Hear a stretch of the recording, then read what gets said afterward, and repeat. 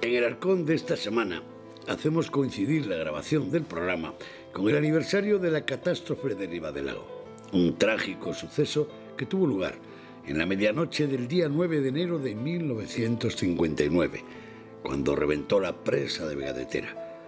En solo unos minutos, una violenta y gigantesca ola de 8 millones de metros cúbicos de agua se precipitó por el cañón del Tera, arrasando la aldea sanabresa de Ribadelago, con un balance de 144 muertos, de los que solo se recuperaron 28 cuerpos. Esta tragedia ha permanecido en la memoria triste de los sanabreses.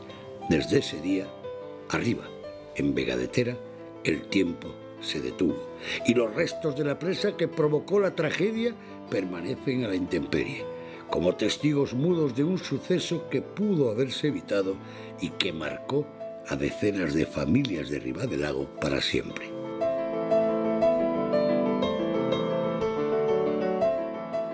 Acompañados de un grupo de sanabreses que vivieron la catástrofe desde distintos ángulos, subimos a la presa el 9 de enero a 1.600 metros de altitud, en plena Sierra de Moncalvo.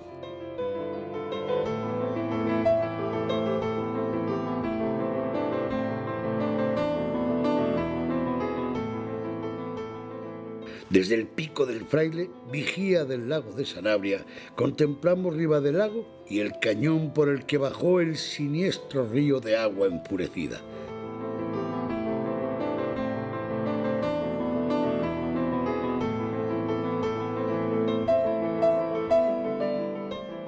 Para llegar a la presa, cruzamos bellísimos complejos lagunares de origen glaciar, contemplando las numerosas presas que aún siguen en pie, generando energía en esta parte de la provincia de Zamora.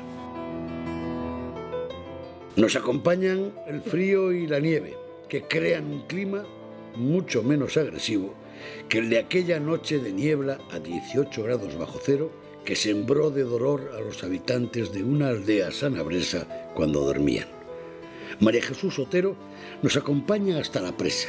Ella tenía 10 años cuando ocurrió eso. Es profesora de literatura y durante 20 años ha guardado silencio, pero ahora quiere que se conozca la verdad de lo que ocurrió aquella noche en su pueblo. Pronto verá a la luz su libro, donde describe cómo era la sierra antes y después de la tragedia. María Jesús, hace 58 años. Un día como el de hoy, 9 de enero, ¿qué pasó en tu pueblo? Pues yo lo veo como una enorme llaga en este momento. El pueblo era una enorme llaga, un enorme dolor. Era un día muy oscuro, con mucha niebla, estaba lloviznando, hacía mucho frío. Y a estas horas, que ya sabíamos lo que había pasado, que casi ya sabíamos al 100% de seguridad las personas que habían muerto, habían calmado un poco los gritos ya. Se oía llorar bajo. Y yo lo recuerdo, yo había salido temprano de casa, detrás de mi padre, sin que mi madre lo supiera. Fui por encima de las piedras, viendo las casas de algunos de mis amigos que ya no estaban. Pensé que se habían ahogado todos, luego no fue así, afortunadamente. Y a estas horas volví a casa, un poquito antes. Y eran sollozos, tristezas, y de vez en cuando un grito se saltaba más, se oía más, y es que acababa de aparecer un cadáver. Yo asistí a un par de ellos cuando volvía a mi casa. ¿Qué edad tenías? 10 años. Me quedan esas imágenes tremendas de las personas, de los gritos, del día oscuro, de no saber lo que estaba haciendo, de no saber si estaba despierta o dormida. Sí, ya sabía que había sido la presa de Vega de Tera, pero perdí un poco el control del tiempo y del espacio. Estuve llorando muy cerquita de una de las construcciones de mis padres, de un pajar, no sé cuánto tiempo.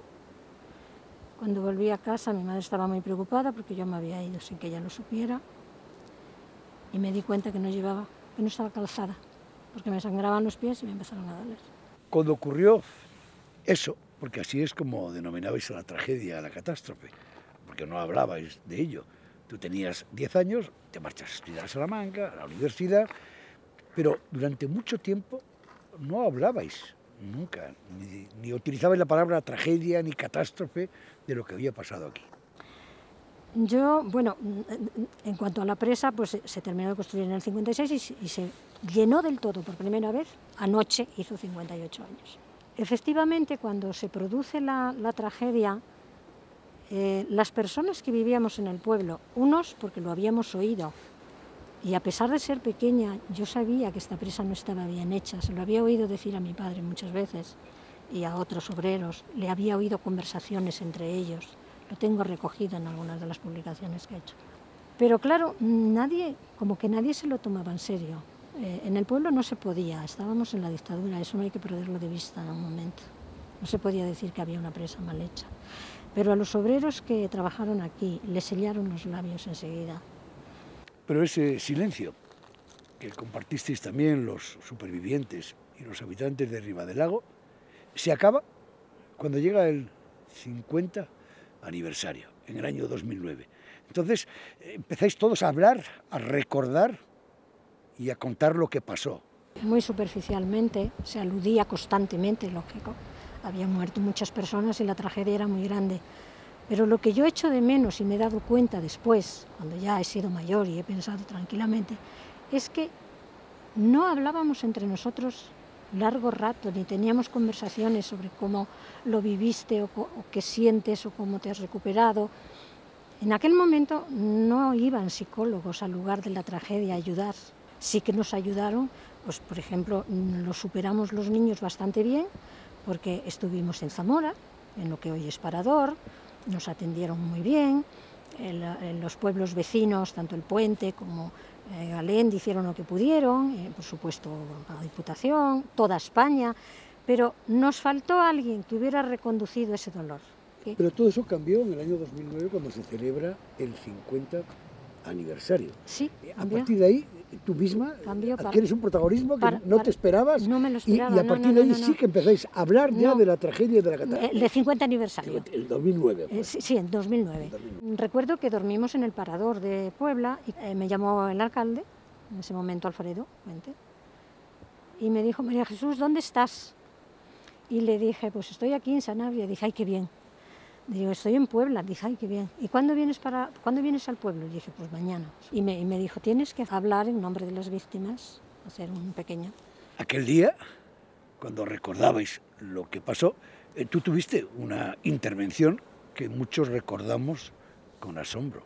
A mí me sorprendió el montaje del lugar donde se iban a celebrar los actos, me impresionó, me pareció bellísimo y muy bien hecho todo y muy bien organizado.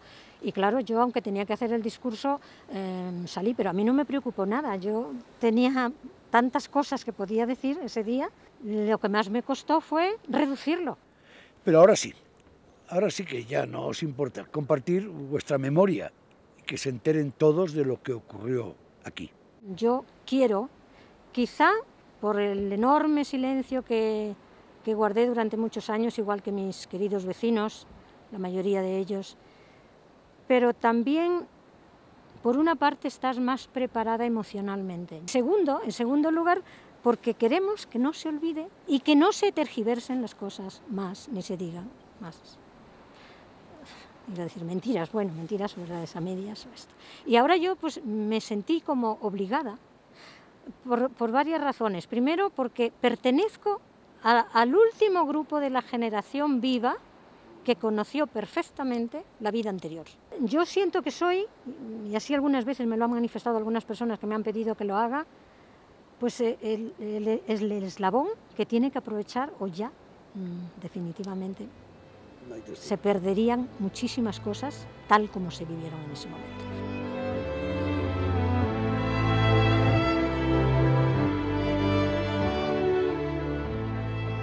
En la expedición del Arcón nos acompaña Paco Somoza.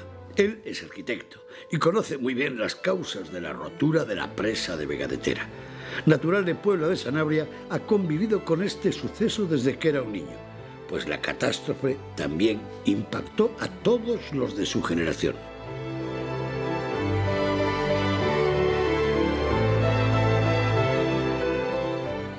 Paco, tú eres de Puebla de Sanabria.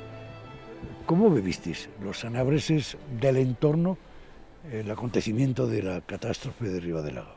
Bueno, para todos los habitantes de Sanabria, la tragedia fija un punto en el que existe un antes y un después, ¿no? La pena que sobrecogió esta región como consecuencia de aquel terrible desastre nos conmovió a todos y su recuerdo nos sigue conmoviendo desde siempre. La verdad es que es un hecho absolutamente crucial en la biografía de todos nosotros, ¿no? ¿Qué recuerdos tienes de aquellos días, y fundamentalmente aquel día después, en tu casa, en tu entorno?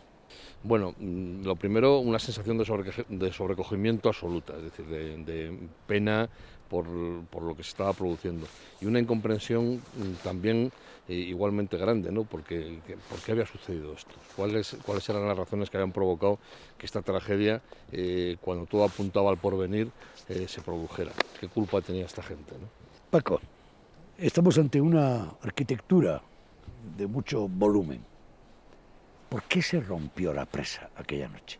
Bueno, yo creo que fue una conjunción, primero, de irresponsabilidades, de efectos importantísimos técnicos, o sea, de una excesiva presión del agua sobre una pared muy esbelta que provocó como consecuencia también de la deficiente cimentación, movimientos permanentes de ese muro, y un agrietamiento que ya estaba advirtiendo de una manera casi obvia en los meses anteriores que esto corría un riesgo tremendo, ¿no? Esa suma de imprudencias, ¿no?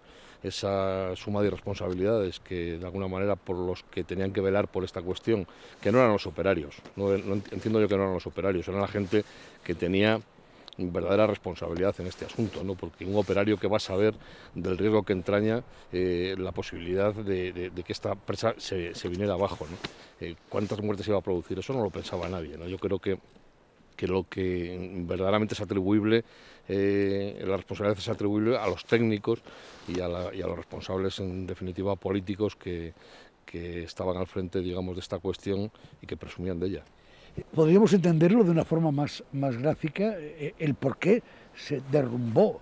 Bueno, aquí hay dos cuestiones desde el punto de vista constructivo que configuran la estructura, digamos, resistente de la presa. Una es el cemento, que era un cemento de muy baja calidad, y otra es los mampuestos de piedra, que tampoco eran muy buenos, ¿no? Y esa mezcla, una mezcla en las que las adherencias, ¿no? Entre el cemento y la piedra, absolutamente indispensables en cualquier hormigón, en cualquier elemento como esta piedra, que en definitiva es un hormigón, esto es un resto de aquello. Esta misma piedra en las manos nos permite ver que todo esto se desgrega con una facilidad tremenda, ¿no? Esta capacidad de desgregación, ¿no? Esta inconsistencia del material fue una de las causas fundamentales. La falta de cimentación suficiente fue otra de las razones que coayudaron a que se produjera el derrumbamiento de la presa, y la excesiva presión de agua, evidentemente, derivada también de la esbeltez del muro, ¿no? La presa estaba a prueba a ver si era capaz de resistir. Claro, eso no se puede hacer con la gente abajo, ¿no? El contexto histórico en el que tiene lugar la tragedia es en un momento en el que en este país las presas eran una fuente de energía necesaria. Bueno, aquí hay una cuestión que con independencia, digamos, de esta tragedia, estaba de alguna manera representando el progreso, ¿no? La energía hidroeléctrica generaba la prosperidad tremenda en aquella época. Era una buena energía, no cabe ninguna duda, es decir, hay muchísimas presas que han funcionado y gracias a la energía eléctrica hemos tenido la posibilidad de que se operara la gente de noche, de que nos desplazáramos de forma rápida para intentar progresar y prosperar, que las ciudades de noche fueran unas ciudades iluminadas y más seguras en consecuencia. En fin, muchas razones que tienen relación con el confort, con la mejora de la vida de las personas, tenían que ver con este conjunto de presas hidroeléctricas. Pero bueno, había que hacerlo bien. El fatal ejemplo trágico de Ribadelago y de la presa de Vega de Tera ha servido para que no haya más errores en este tipo de construcciones? Bueno, como todos los errores, sirven para corregir los errores en el futuro, ¿no? Aquí había dos errores. Había digamos, el error constructivo que ya hemos explicado, ¿no?, que generó el derrumbamiento y la consiguiente tragedia tremenda, ¿no? Y después el error que tiene que ver, digamos, con la conservación de una estructura de lagunas en estos montes maravillosos, ¿no?, que es la Alta Sanabria, esta Sanabria muy alta, ¿no?, que estuvo a punto de desaparecer como consecuencia. El lago formaba parte, digamos, de la intención de convertirlo en un lugar, digamos, en el que la obtención, digamos, de los recursos eléctricos fuera el objetivo fundamental. Hubiéramos destruido con ello probablemente uno de los paisajes más maravillosos del mundo, ¿no? Como consecuencia de la tragedia tremenda, se paralizaron todas aquellas intenciones y con eso tuvimos la suerte, vamos a decirlo entre comillas, ¿no?, que acompañó a la tragedia de que el lago se conservara como en la actualidad está, ¿no? Paco, tú eres de los sanabreses que quieres que se conozca la memoria, que lo conozca la sociedad, que lo conozca el turista que visita Sanabria. Claro, yo creo que eso es el tiempo de acabar con los miedos, de acabar y de que esta tristísima experiencia valga de ejemplo a las generaciones futuras, digamos, para mejorar las calidades de las construcciones, los derechos de quien las ejecuta, la defensa de quienes nada tienen que ver con este asunto y viven bajo estas presiones potenciales. Y desde luego hay una cuestión absolutamente fundamental, que es preservar la memoria de lo que sucedió, preservar la memoria y la dignidad de todas las personas que contribuyeron con su sacrificio, en definitiva, a que todos vayamos mejor y más adelante, ¿no?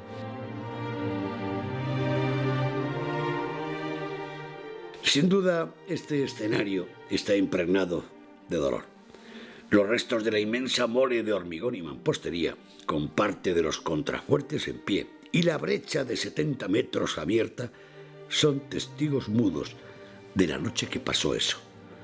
A pocos metros sigue la vivienda de los comporteros, que amanecieron aquel día llenos de estupor y que, cuando bajaron arriba del lago, presenciaron los estragos provocados por la violenta turba de agua que había sembrado de muerte a toda la población. Enseres, castaños centenarios, carros, tejados, árboles, muebles y ganado se fundían en un amasijo dantesco, en una estampa que jamás desaparecerá de la memoria de los supervivientes. Ribadelago y su tragedia se convirtieron en la noticia nacional en blanco y negro. Todos los periódicos se hicieron eco. Las emisoras de radio y el nodo recogieron el testimonio del acontecimiento. Se sucedieron las muestras de cariño desde todos los rincones de España, además de las ayudas internacionales. Pero la tragedia de Ribadelago se sumió más tarde en un largo silencio. Poco o nada se habló de las injusticias cometidas con aquellos supervivientes, de las indemnizaciones y, sobre todo, que nunca se llegaran a admitir con claridad las causas de una tragedia, que no fueron otras que el fallo en su construcción y cuyos responsables nunca fueron depurados a fondo. Pero tras el 50 aniversario de la tragedia, fue cuando Ribadelago y sus habitantes, y en especial los supervivientes, decidieron abrir el libro triste de su memoria y luchar desde entonces para que la catástrofe de Ribadelago no se olvidara, fuese respetada y se conocieran las causas y las consecuencias de aquella trágica noche.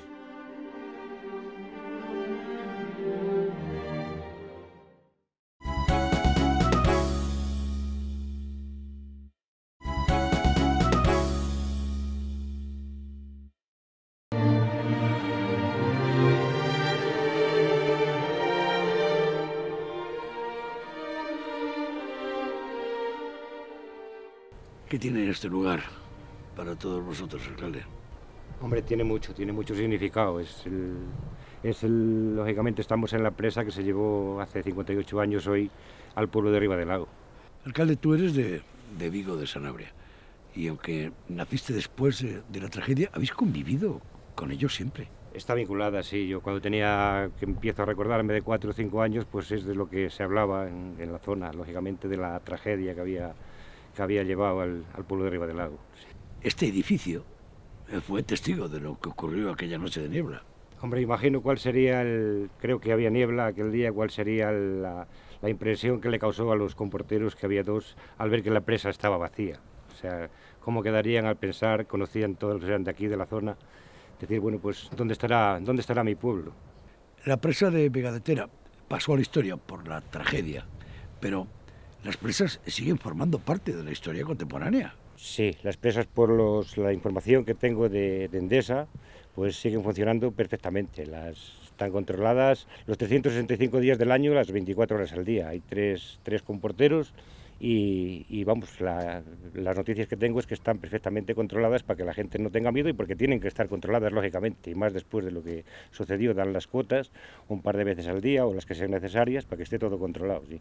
Las presas de la sierra está prácticamente llena de presas. Empezamos, según veníamos por el camino hacia aquí, la de Puente Porto, Garandones, Cárdena, esta misma de Vegadetera, Vega de Conde. Ahí no sé si dejaré alguna, pero vamos, sigue funcionando lo mismo que antes, incluso esta sigue también surtiendo agua a la central de Riva del Lago, sí. Sin duda todo lo que nos rodea, a la presa de Vegadetera y al resto de las presas en toda la sierra de Secundera, es un lugar, un valor desde el punto de vista de naturaleza tremendo. El senderismo y el turismo de naturaleza, ¿es consciente? ¿Lo explotáis? Sube gente en el verano, sí. Lógicamente hay mucha gente que le gusta el senderismo y hay unas rutas, unos GRs de gran recorrido que están marcadas, no lo bien que debieran estar, pero vamos, estamos muy lejos todavía de la promoción que tiene que tener esto en cuanto al turismo en la zona. Faltan muchas cosas por hacer, yo diría que casi todas. ¿Cómo es el término municipal de Galende? ¿Cuántos núcleos de población tiene? ¿Y cómo están respondiendo los habitantes de hoy a lo que ocurrió aquí hace 58 años? Riva del Lago, lógicamente, pertenece al Ayuntamiento de Galende y es un pueblo que ya tenemos, yo creo que bastante cansado ya desde que sucedió lo de la tragedia. Pues sí, todos los años una misa en recuerdo de las víctimas, pero yo creo que hay que finalizar, pues no sé, ya con el célebre Museo de la Memoria, que llevamos tantos años ya pensando en estabilizarlo en Riva del Lago, que es lo que se merece el pueblo. No es ninguna recompensa, es una cosa ya pues que fuera definitiva, que quedara estancado ahí, que pudiéramos exponer en un aula de la memoria que tanto nos han prometido los diferentes políticos que han pasado por aquí y que al final pues seguimos en la misma, sin nada actualmente. Ha llegado el momento de dejar de guardar silencio. Ahora queréis que vuestra memoria se conozca, que lo podamos comprobar los visitantes que venimos a Sanabria. Sí, se ha perdido. Yo creo que se ha perdido ya definitivamente el miedo, ya con el 50 aniversario de la tragedia. Yo no diría miedo, yo diría que son cosas difíciles de hablar. Primero porque todavía hoy hay mucha gente que vive, que sufrió la tragedia y era una cosa pues que no gustaba, no se trataba de esquivar cada vez que salía el tema de Riva del Lago con los propios vecinos. Yo no diría que fuera miedo, era una cosa como, bueno, estamos ahí de esa manera y no le apetecía hablar con las pérdidas que habían tenido. En determinadas épocas del año comprobamos que el turismo sí que es una fuente de ingresos, pero el resto del año, ¿qué futuro ves al turismo en tu término municipal? Los recursos aquí están, o sea, falta explotarlos, falta coger el punto de partida y que las administraciones se ocupen un poco, claro, lógicamente no solo habrían diciendo vamos a hacer, hay que a cada idea hay que aportarle dinero, partidas económicas. En el caso del museo, en el caso de este edificio que tengo aquí a mis espaldas, la gente yo creo que ya quiere hacerlo aunque sea a prestación personal. Este edificio es emblemático, fue testigo de la tragedia.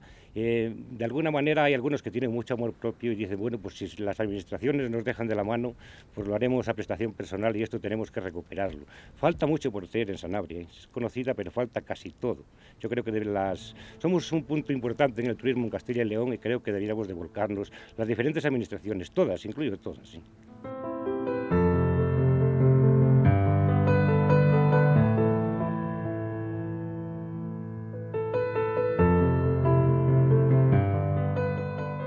Coincidiendo con el 50 aniversario de la tragedia, el periodista sanabrés Delfín Rodríguez publicó una novela histórica que recoge fielmente el pasaje más triste de Sanabria.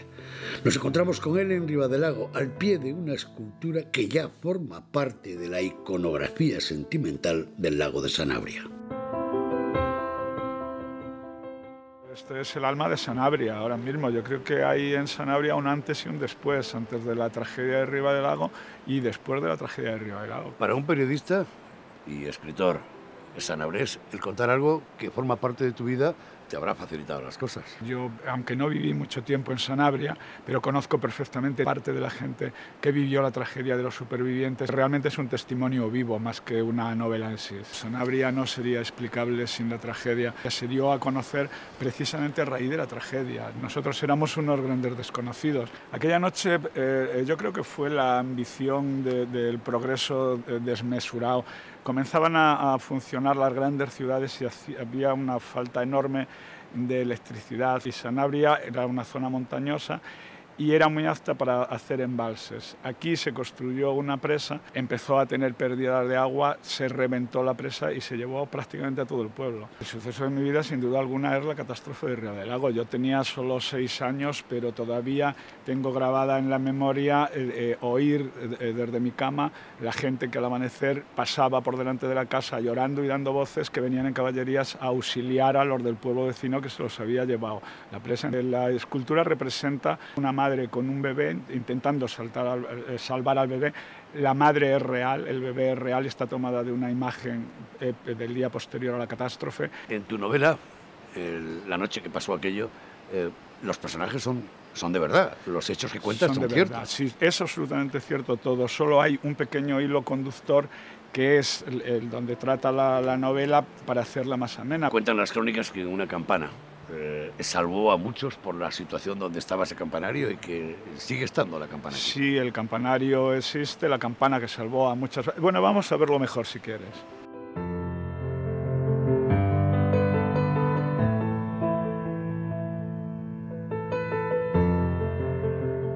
Este lugar es el sitio, yo creo, más visitado de Sanabria, porque todos los turistas que vienen aquí tienen su paso obligado para ver el lugar por donde cayó el agua que se llevó al pueblo de Ribadelago. A 500 metros de altura es donde estaba la presa que se reventó. Bajaron 8 millones de metros cúbicos de agua, que fue lo que arrasó absolutamente todo lo que encontró a su paso.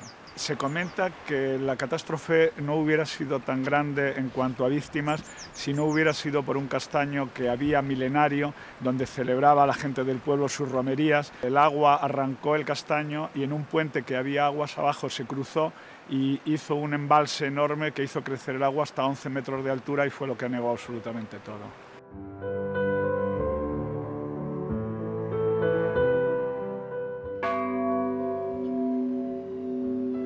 ¿Qué te sugiere ese tañido? Me sugiere la noche terrible que vivieron muchos sanabreses subidos en esta torre. Las primeras personas que se dieron cuenta de que el agua llegaba aquí subieron al campanario. Las campanas en Sanabria son una voz de alarma para todo tipo de acontecimiento. Entonces aquí las hicieron sonar y mucha gente vino a refugiarse aquí. Hay muchísima gente que vive todavía, que sobrevive a aquella tragedia y quedan los hijos que tienen grabados porque fueron víctimas también y muchos de ellos eran pequeñitos. A mí me facilitó el juez Brualla en Zamora acceder a los archivos del juicio que hubo y cada persona, había una economía de subsistencia, tenía 3 cabras, 2 ovejas, una yegua y el libro reproduce fielmente cada persona qué es lo que tenía, al menos qué es lo que declaró en aquel momento.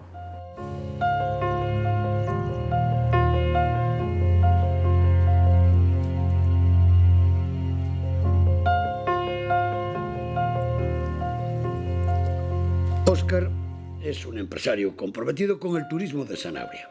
Como tantos paisanos suyos, ha vivido con el recuerdo permanente de la tragedia de Ribadelago. Tras compartir la visita a los restos de la presa con nosotros, nos encontramos con él en la Casa del Parque, donde se mantiene una parte del contenido de la exposición creada y que se mostró con motivo del 50 aniversario.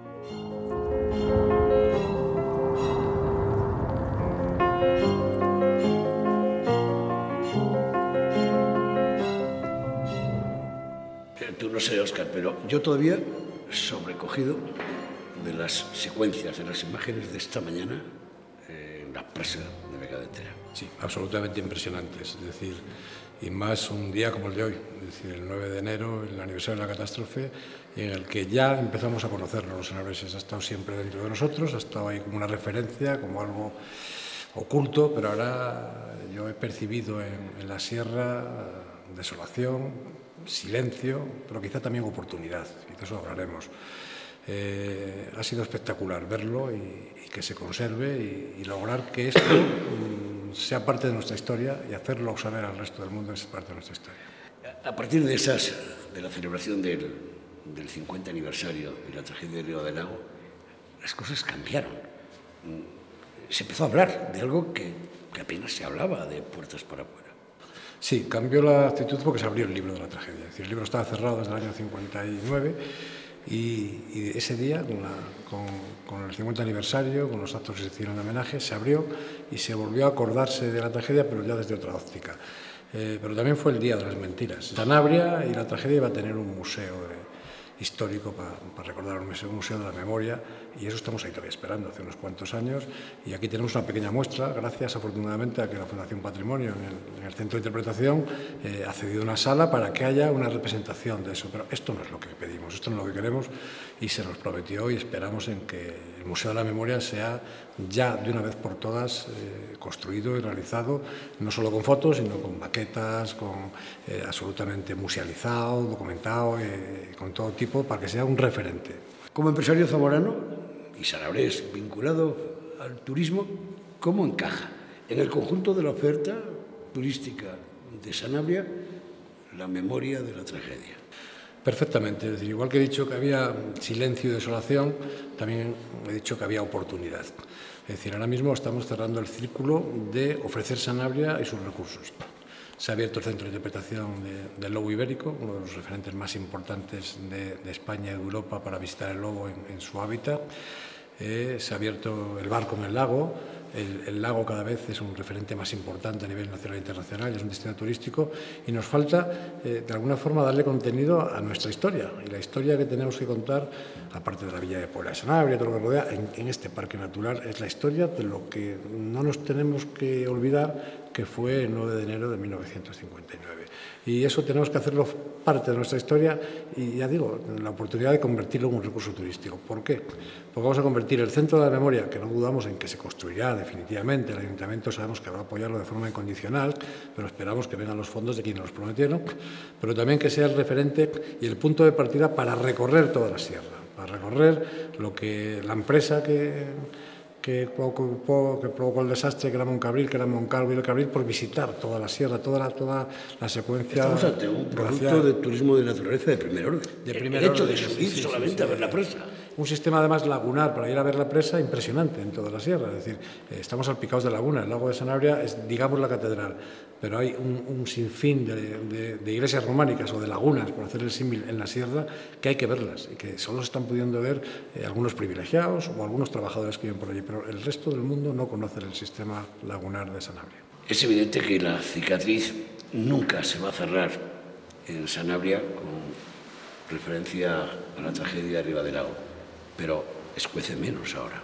Escuece menos y sobre todo es que tenemos que aprovecharla, no decir vamos a aprovecharla para explotar el tema, pero sí para que, bueno, que los sanabreses que perdieron una parte de su vida y una parte de su historia ese 9 de enero, que lo recuperen de alguna forma y que revierta con la forma del turismo y con la forma de enseñarlo, y que eso sirva de acicate para que no vuelva a suceder, es decir, y hacerlo lo suficiente para que se conozca la historia, porque es historia de nuestro país, historia de nuestra tierra.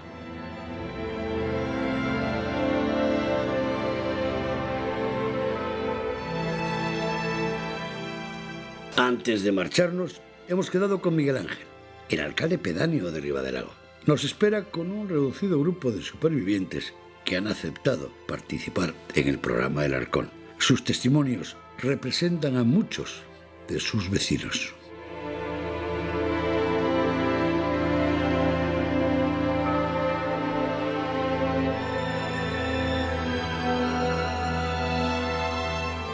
Miguel, tú perteneces al ayuntamiento. Sí, el Ayuntamiento de Galente, y soy el alcalde pedáneo de aquí de Riva del Lago. No, te dedicas a la hostelería, ¿no? Sí. En tu caso, eres de los que naciste después de pasar la tragedia y estás reviviendo con todos la catástrofe. Sí, porque me llevó a 9 familiares y por desgracia yo no conocí el cariño de unos abuelos. Oye, me dijiste que no me podía marchar de tu pueblo sin que al menos escuchara la voz de algunos supervivientes que, por lo menos que tuvieras una idea de lo que sufrieron y lo que vieron en ese momento de la tragedia. Oye, pues gracias por darme la oportunidad de hablar con algunos de vosotros. Y yo soy consciente que cada vez que un periodista os pregunta qué pasó aquel día o qué recuerdos tenéis, es que tengáis que hacer un esfuerzo para recordar cosas muy tristes. Pero por otro lado, no podíamos cerrar el programa El Arcón sin conocer algunos de los testimonios de forma directa, de la forma que queráis, con el tono que decidáis y el tiempo que os apetezca. Y gracias por aceptar el hablar de algo tan triste para vosotros. Es una pregunta obligada, y más en un día como hoy, 9 de enero. ¿Dónde estabais, cada uno de vosotros, esa noche? Estábamos juntos los dos, en casa de Loaina. Entonces éramos novios, claro, ahora ya es matrimonio. Yo fui a recoger el correo a Autorres y aquella noche fui con un hermano de 16 años. Y aquella noche el Autorres vino un poco más tarde. Y entonces llegamos nosotros, mis padres y mis hermanos se fueron a dormir. Y nosotros quedamos con un abuelo. Y entonces pues Alfredo estaba esperando que mis padres marcharan para él estar conmigo. Y luego fue cuando oímos un ruido y dice Alfredo, vámonos, no sé este ruido, ¿qué será? Y salimos de casa y fuimos hasta un trozo, poco. Allí antes de llegar el puente ya venía el agua, allí. Y entonces dimos la vuelta. Él dijo, damos la vuelta a sacar al abuelo y a tu hermana. Pero ya no se pudo, ya no se pudo. Alfredo, pero por una calle bajaba una torrentera de agua que no era normal que bajase. Y eso a ti te alertó. A ver, nosotros cuando salimos de casa, con dirección a donde está el río, donde estaba el puente, antes de llegar al puente bajaba agua por una calle que digo, por aquí nunca bajaba agua. Esto ya no es el ruido del aire, porque los árboles no se movían, no había ruido de aire, y el ruido aquel era un ruido muy espantoso. Y entonces le dije, vamos para atrás, que esto ha sido una presa que ha reventado. Nos vamos para atrás, vamos a sacar al abuelo y a tu hermana. Y estando con ellos, el abuelo dijo, no, yo de aquí no salgo. Tengo 80 años y yo de aquí no salgo. Estando en este trajín de convencer al abuelo para salir, ya vi que nos había rodeado el agua a la casa. Porque hubo un momento de que el puente que había, que era un puente que yo creo que estaba bien construido y tenía muchos ojos, y el puente ese se atascó, ¿no? Se atascó con la arboleda que había por encima del pueblo. Pero ya no nos dio tiempo a nada. El agua duró 5 minutos hasta que reventó el puente. Y salimos en busca de los padres de ella, que eran los más cercanos, ¿no? La mañana siguiente fue cuando llega el momento del balance. Efectivamente, claro, la mañana siguiente, dando voces de una parte del río, de la otra parte. Y bueno, mi familia estaba bien. ¿Tu caso, Loaina? Tu caso fue peor. Tu padre era el cartero. Yo entiendo que el hablar de ello os tiene que... Sí. Pero en el fondo, últimamente, sí que os gusta que se recuerde lo que pasó. Y que de alguna manera, que sepan todos que sepa todo lo el mundo mal lo que ha pasado. Y lo mal que lo pasamos. Porque fue fatal. Fue fatal. Llegar a donde vivían mis padres, donde dormían mis padres, y ver un pozo, y ellos no, pues no sé.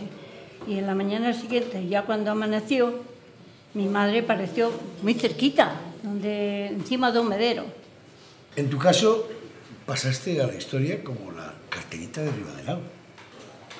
Porque fui muy valiente, porque fui a repartir el correo aquel mismo día, porque había unos telegramas y mi padre siempre decía, los telegramas son sagrados, los telegramas a la hora que lleguen hay que darlos. Y muchas noches íbamos al poblado a llevar los telegramas. ¿El poblado dile qué es? El poblado de Moncabril. Allá arriba. Sí, íbamos a llevar los telegramas porque eran sagrados, porque nosotros, mi padre siempre decía que los telegramas sagrados. ¿Y hasta cuándo estuviste trabajando en correos? Yo 5 años, 5 o 6. Alfredo, tú trabajaste en la presa. Sí. ¿Estabas trabajando en la presa cuando? Sí, en aquel momento, sí. Pero después de tantos años de dolor contenido, de silencio, de no querer hablar de eso, ahora sí, que queréis que se sepa qué pasó. Por supuesto.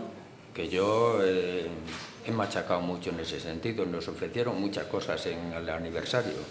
Estaba entonces en el ayuntamiento, era el alcalde de aquí del pueblo, y hicimos un aniversario que creo que fue muy nombrado y muy bien, ¿no? Entonces nos ofrecieron de que el museo se iba a hacer en 3 años. Nos daban el local, se hizo una prórroga del ayuntamiento y el museo sigue sin verse. Paquita y Ángel, la noche que pasó aquello, ¿dónde estabais vosotros? Bueno, pues yo tenía 9 años. Estoy aquí gracias a que estaba mi padre, porque mi padre trabajaba en el Salto de Dávila de la Ribera, vinculado siempre a la empresa de Moncabril. Entonces vino a pasar Reyes. No sé si sabe que aquí pues, se tenían cabras y demás animales. Entonces ese día le libró a mi madre de que fuese con ellas y fue la salvación nuestra. Porque vino enfermo, porque ya estaba tocado de silicosis y en cuanto cogía el más mínimo frío, pues le afectaba lógicamente a los pulmones. Eso, vuelvo a repetir, fue nuestra salvación, porque se acostó muy pronto. Y yo me quedé con mi madre. En la cocina, mi madre, pues arreglando su ropa porque se tenía que ir para el Salto de Dávila. Y entre ellos mi hermano, otro hermano que se llamaba José Luis. Tengo que decirlo porque falleció. Total, que yo me quedé con mi madre, seguramente eran las 12 menos cuarto de la noche. Yo me acosté mi madre al lado del niño, o yo al lado del niño. Y el otro niño, José Luis, que tenía 4 años, se quedó con ella. No lo sé, yo noté que mi madre se acostó a mi lado. Al momento oigo decir a mi padre, Conce porque nos ahogamos, pero Conce con un alarido, no como lo estoy diciendo yo ahora. En este momento, en mi cerebro está, auxilio vecinos que nos ahogamos. De frente era un tío de mi padre, que desapareció también gracias a ese hombre que se llamaba Melchor González. Estamos aquí. Me levanto, me he visto que fui la única, el vestido mal puesto como llevo ahora este fular, las botas catiuscas porque como estaban humedecidas, no fui capaz de meter el pie y en esto que mi madre me dice, Paquita, ¿has visto al niño? Dije, no, mamá. De noche, sin luz, sin nada, mi padre nos coge a mi hermano Goyo y a mí, nos deja en lo que teníamos una piedra de entrada, que todavía está, que quedó como era muy pesada, vuelve a casa, entra en casa, entonces por debajo de las camas estuvo mirando, a ver, palpando lógicamente, recogió toda la ropa de las camas, mi hermano estaba allí, en esto ya el agua, lo que dice Alfredo, lo que dice Eloína, pues el agua pasando, los brazos, yo más, mi padre ya nos coge debajo del brazo y nos deja pues en la peña, que si fuera por allí se lo iba a decir donde me dejó mi padre. Y allí nos salvamos. ¿Y con la temperatura? Pues mire, frío, niebla. Desnudos totalmente, o sea, mi padre desnudo totalmente. Mi madre con una colcha de las de lino que hacían las mujeres aquí, la arrastró con el niño, el bebé que yo había tenido anteriormente en brazos, y lo llevó, pues eso, con aquella colcha que pesaba mucho, y con aquello mi madre desnuda totalmente, yo semivestida, que fue la única y los demás pues desnudos completamente. Horroroso. Lo primero que vi fue a Eloína y a su hermana. Pues como se puede imaginar. Bueno, yo estaba con mi padre solo. Mi madre murió cuando tenía 7 años. Entonces... Es que se va a emocionar.